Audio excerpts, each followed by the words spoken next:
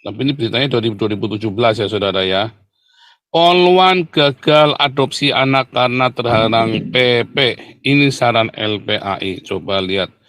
Jadi Polwan ini nemu bayi di tempat sampah saudara ya. Lihat nih. Seorang polwan di kota Binjai, Sumatera Utara diketahui gagal melakukan adopsi anak karena dia beragama minoritas. Menuliskan aturan di kota Binjai, anak terbuang terlantar hanya bisa diadopsi oleh warga yang beragama mayoritas.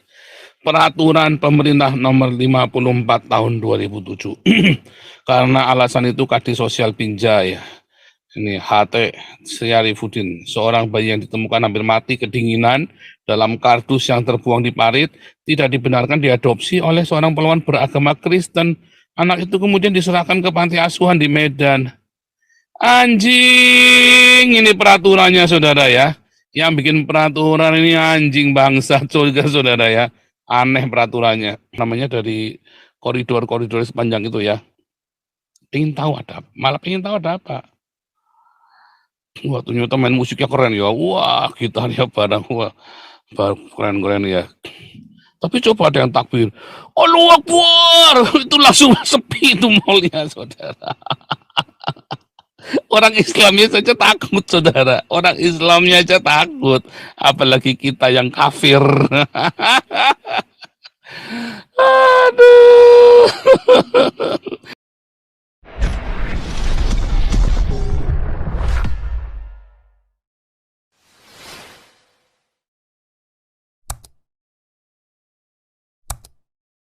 Kita hari ini 2023 tidak tinggalkan agama, 2024 Indonesia dijamin kolaps saudara ya.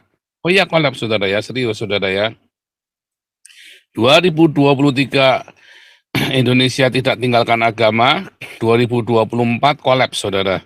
Seperti ini ya, Pakistan, Afghanistan, kolaps saudara ya. Makin beragama makin kolaps saudara. Ya, karena memang agama adalah sebuah kesalahan bagi dunia. Ya, dengarkan kata-kata saya ya. Agama adalah sebuah kesalahan bagi dunia. Ya, kutukan terbesar bagi dunia ini adalah agama, saudara ya. Ingat-ingat kata-kata saya, kutukan terbesar bagi dunia ini adalah agama. Karena gara-gara agama orang jadi tidak mengenal Tuhan, gara-gara agama orang saling bunuh-bunuhan karena merasa agamanya dia paling benar, orang lain salah. Gara-gara agama orang-orang tidak pakai otaknya, nggak rasional. Gara-gara agama maka perempuan dihina-hina saudara ya. Perempuan nggak dianggap. Gara-gara agama saudara ya. Gara-gara agama terjadi diskriminasi. Gara-gara agama dunia jadi hancur. Ingat-ingat kata-kata saya saudara. Agama adalah sebuah kutukan terbesar bagi dunia ini. Ya, karena agama membuat Anda tidak mengenal Tuhan yang sejati. Agama membuat Anda ketemu sama ustadz-ustadz cabul, ulama-ulama cabul yang korup, saudara. Anda boleh percaya, boleh enggak, buktikan. Anda yang mau debat sama saya, Anda bisa kalahkan saya debat dalam hal masalah ini, ya, masalah agama ini. Saya kasih 1.000 euro, saudara ya. Masih berlaku ya. Nggak ada yang berani, kejang-kejang semua masuk sini, saudara ya. Tinggalkan agama dengan semua simbol-simbolnya. Karena itu adalah,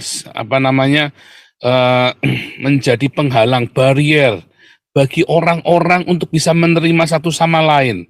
Tinggalkan agama dengan semua ritual dan simbol-simbolnya, saudara. Karena itu menjadi halangan, menjadi halangan dan menjadi barrier, menjadi pengganggu, sehingga orang-orang tidak bisa bersatu. Orang-orang Indonesia nggak bisa bersatu karena gara-gara agama, saudara ya. Kutuk kupret, tiap kali mau maju ceritanya agama, tiap kali mau bersatu ceritanya agama, tiap kali sudah mau melangkah kemana ceritanya agama lagi, ekonomi maju agama lagi. Ya kan, tiap kali ada cinta kasih yang mau diberitakan, yang mau disalurkan, masalahnya agama lagi. Ada bencana, ada yang mau nolong, masalahnya agama lagi. Bangsat! Ini agama, bener-bener agama jadi bangsat pokoknya ya. agama laknatullah, benar nih Abdul Patoto ya, agama laknat ya saudara ya. Salah satunya tadi awalnya ya saya kasih judul ya, ada seorang polwan ya di mana di Sumatera ya, saya lupa di Medan atau di mana tadi ya, polwannya itu ya, saya baca itu ya. Nah, ini ya saya kasihkan aja nih. Nih salah satunya Jawa Pos ya, ini 2023. Tapi ini beritanya 2017 ya saudara ya. Polwan gagal adopsi anak karena terhalang PP. Ini saran LPAI. Coba lihat. Jadi polwan ini nemu bayi di tempat sampah saudara ya. Lihat nih. Seorang polwan di kota Binjai, Sumatera Utara diketahui gagal melakukan adopsi anak karena dia beragama minoritas.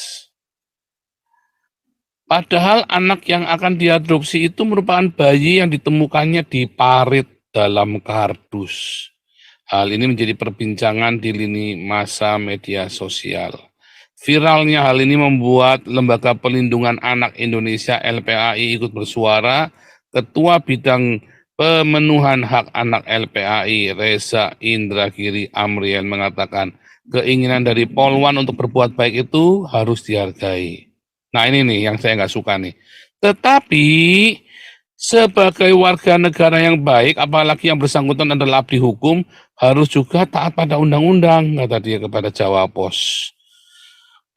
Adapun kabar polwan yang belum diketahui namanya itu berencana mengadopsi anak tersiar dari akun Facebook milik Yohanes Surbakti yang diunggah pada 5 Oktober. Di dalam foto tersebut, Yohanes mengunggah seorang polwan sedang menggendong bayi. Tidak jelas dari identitas dari polwan tersebut. Dia seragamnya diketahui dia menyandang tanda pangkat Ajun Inspektur 2 atau Aibda. Sementara di bagian nama tertulis R Ida N. Dalam unggahan itu, Yohanes menuliskan aturan di kota Binjai. Anak terbuang terlantar hanya bisa diadopsi oleh warga yang beragama mayoritas. Peraturan pemerintah nomor 54 tahun 2007. Karena alasan itu Kadis Sosial Binjai, ini HT Syarifudin, seorang bayi yang ditemukan hampir mati kedinginan dalam kardus yang terbuang di parit, tidak dibenarkan diadopsi oleh seorang polwan beragama Kristen. Anak itu kemudian diserahkan ke panti asuhan di Medan. Anjing, ini peraturannya saudara ya. Yang bikin peraturan ini anjing bangsa juga saudara ya. Aneh peraturannya. Nah peraturan-peraturan ini banyak sekali saudara di Indonesia macam-macam begini nih. Ya, ini anak sudah, makanya saya bilang ya bolak-balik ya. Di Eropa itu ya, anjing itu kalau mau diadopsi nggak ditanya agamanya apa saudara. Di Eropa itu coba Anda bayangin kalau anjing ini mau diadopsi, ditanya agamanya apa, saudara. Di Eropa itu anjing itu lebih beruntung. Anda kalau ngeliat ada anjing keleleran di jalan, ya pasti ada yang ngambil, lalu kemudian ada yang mengadopsi, taruh di rumahnya, saudara. Pokoknya pendek kata, anjing di Eropa itu jauh lebih beruntung daripada bayi-bayi di Indonesia. Anda mau terima mau enggak, itu faktanya. Anjing itu. Saya bikin begini terus di ini ya di take down, kurang ajar saudara ya, bikin video 1 menit itu terus langsung di apa limit itu ya. Memang bangsat juga ini YouTube Indonesia ini ya. Bangsat juga saudara ya, adminnya YouTube Indonesia ini. Saya bikin begitu di take down saudara ya. Saya bikin 1 menit, anjing di Eropa lebih beruntung daripada bayi-bayi di Indonesia. Itu fakta saudara. Itu adalah sebuah kritik sosial, bukan hinaan. Anda kalau merasa terhina ya tolol, memang dasar mental kerja rodi. Anda kan dikerjakan rodi oleh Belanda, bukan. Anda dipekerjakan secara rodi oleh Sultan Islam. Jangan nuduh Belanda. Otakmu dipakai, saudara. Ada banyak literatur sudah jelas. Kamu dirodikan, diperbudak bukan oleh Belanda. Kamu diperbudak oleh Sultan Islam. Ya, dengar itu kupingmu. Makanya ya saudara ya, ini peraturan nggak mutu banget saudara ya, saya heran.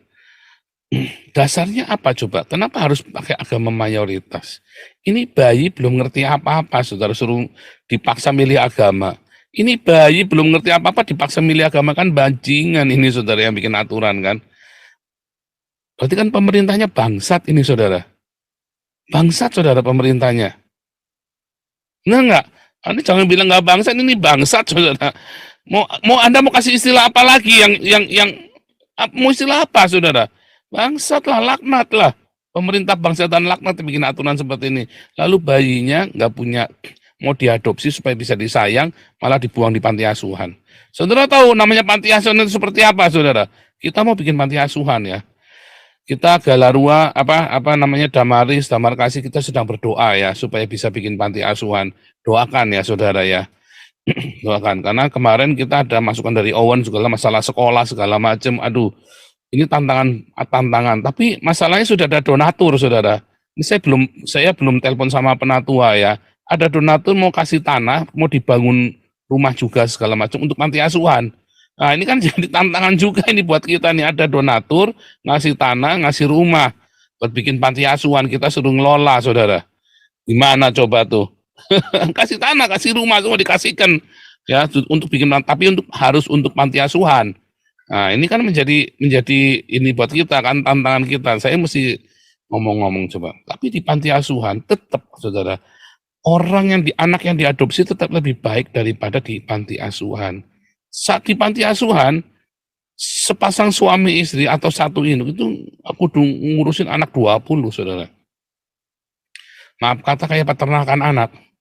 Tapi kalau itu diadopsi, maka satu orang tua dia ngawasin satu anak, paling banyak ya 10 anak kan. Kalau orang punya anak kan 10 saudara. Tapi kalau anak adopsi kan biasanya cuma 1, cuma 2 ya kan. Kecuali kayak si Angelina Jolie itu anak angkatnya berapa, 6 ya, atau 4 apa 6 itu Angelina Jolie. Tapi tetap orang namanya diadopsi di rumah, tinggal di rumah itu lebih baik saudara. Tapi ini dasar pemerintah compong ya, si siapa nih, Syarifuddin, tolol ya saudara ya. Terus si LPAI-nya juga tolol juga, compong juga saudara ya, itu tadi ya. Demi agama compong diikutin saudara, agama bangsa diikutin. Agak ngerti saya nih. Makanya saya bilang anjing-anjing di Eropa itu lebih beruntung daripada daripada bayi-bayi di Indonesia saudara. Anjing di Eropa itu hampir tidak ada yang dibuang. Ya selalu ada yang mungut saudara. Dibuang pun ada yang mungut. Kalau bayi di Indonesia itu bolak-balik masuk jamban, balik masuk tempat sampah. Aduh, kalau di Eropa itu ya nggak ada bayi sampai telantar begitu saudara ya. Orang-orangnya ini orang kafir memang luar biasa. Orang kafir itu luar biasa. Orang beragama ini memang bangsat saudara. Orang kafir itu luar biasa bertanggung jawab ya. Ya kan? Kalau orang beragama itu bangsat ya. Itu tadi kan. Jadi asuh aja lah, kamu jadi asuh saja. Ya kan kayak anjing kan, dibuang. Itu tadi anjing di Eropa nggak ada yang dibuang sampai terlunta-lunta begitu. Terus ada orang di Eropa mau mungut anjing, doki agamamu apa? Huh. Islam maksudnya begitu ya. Oh nggak bisa saya Kristen. Dokinya makan babi nggak saudara ya? Kalau di Arab itu doki makan babi nggak saudara? Waduh, saya nggak tahu tuh ya. Kalau di Arab, tapi katanya saudara ya, katanya Al-Quran itu anjing masuk surga loh. Ya, anjing itu masuk surga, Muhammadnya masih di alam barzah. Loh itu Al-Quran yang bilang itu anjingnya masuk surga ya kan? Anjingnya masuk surga gara-gara nyelamatin berapa orang itu ya di Al-Kahfi itu ya, surat Al-Kahfi itu ya. Anjingnya masuk surga saudara. Sementara Muhammad sampai sekarang masih di alam barzah. Betapa mulianya anjing saudara ya. Mungkin orang-orang Indonesia terobsesi dengan Al-Kahfi ya, sehingga semua bayi-bayi diperlakukan kayak anjing saudara ya. Semuanya masuk surga semua.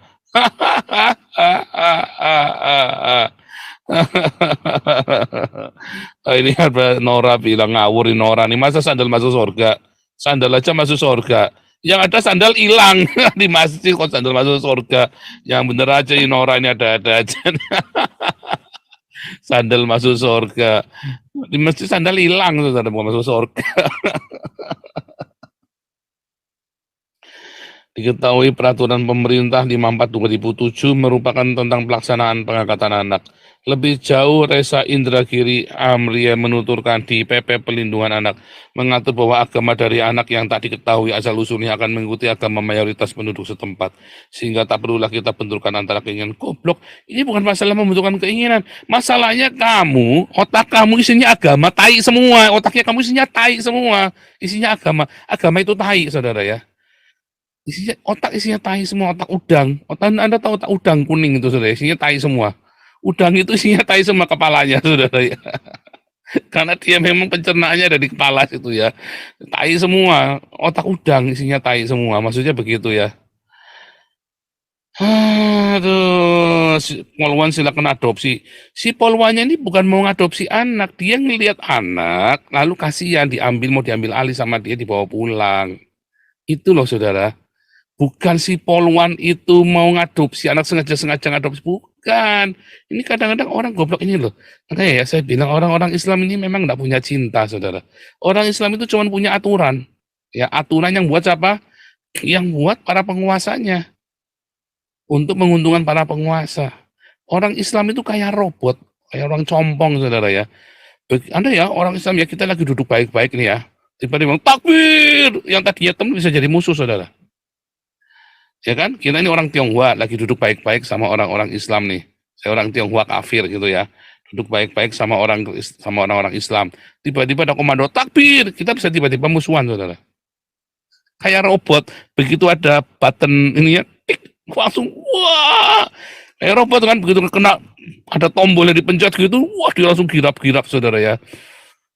Tadinya baik-baik kayak malaikat gitu bisa kayak setan semua, saudara. Nah, itulah. Ada kode rahasianya, itu apa, saudara? Takbir, takbir, takbir. Wah, kayak Donald Trump aja sampai takut ya kalau udah bilang takbir, Allah Akbar, langsung takutan Donald Trump, saudara ya. Karena memang begitu ada Allah Akbar gitu, serem ya, saudara ya. Begitu Allah Akbar gitu, buar, langsung meledak. Memang itu fobia gimana, saudara? Bagaimana menghilangkan fobia itu? Nggak bisa, karena memang setiap kali ada Allah Akbar itu biasanya ada bom meledak. Setiap kali ada Allah Akbar biasanya ada bunuh-bunuhan. Ya, kecuali kalau lagi musimnya Allah Akbar, misalnya sehari 5 kali itu Allah Akbar. Tapi begitu di tengah jalan Anda nih, Anda contoh ya, Anda sekarang lagi jalan di stasiun Senen. Anda jalan di stasiun Senen, ya, tiba-tiba Anda jalan misalnya jam 11 pagi, jam 10 pagi, saudara, itu kan lagi rame tuh. Tiba-tiba ada teriak, Allahu Akbar. Takut nggak, saudara? Orang Islamis takut. Orang Islamis saja takut, saudara. Bukan jamnya azan, tiba-tiba ada orang Allahu Akbar gitu ya. Orang langsung tengok gitu, terus langsung minggir, saudara. Ada apa nih? Kalau nggak bom meledak, orang mau jarah-jarahan. Amatin deh, jangan ngomong enggak ya. Anda misalnya di Taman Anggrek nih, Anda pergi ke Taman Anggrek, tiba-tiba di dalam Taman Anggrek ada yang teriak, takbir, Allahu Akbar. Terus orang-orang pada keluar nggak dari Taman Anggrek? Pada keluar, saudara. Takut, saudara. Pelan-pelan pada minggir, pada keluar semua. Jangan nggak percaya saya. Coba Anda tuh di Citraland, ya di CL itu ya, CL di Grogol itu atau di Taman Anggrek tiba-tiba. Kalau nggak Anda praktek aja yang Islam, coba Anda teriak Allahu Akbar. Serius, langsung tiba-tiba mau lihat sepi, saudara. Kalau enggak, tak kasih 1.000 euro kalau saya salah, saudara. Langsung pada minggir. Coba kalau misalnya di Citraland tiba-tiba di tengah-tengah laut ini ada istilah haleluya, haleluya, jangan pakai gitar gitu kan. Pada ngumpul semua orang, saudara. Jangan nggak percaya saya. Di Citraland gimana itu ya yang pernah kebaktian ya, sebentar, saya lupa ya. Di Puri Mall, di Puri Indah Mall ya, di Puri Indah Mall ya. Tiba-tiba ada yang nyanyi haleluya. Langsung orang pada pengen tahu. Pakai drum ya. Haleluya. Orang pada ngerumun, saudara, dari apa namanya, dari koridor-koridor sepanjang itu ya. Malah pengen tahu ada apa.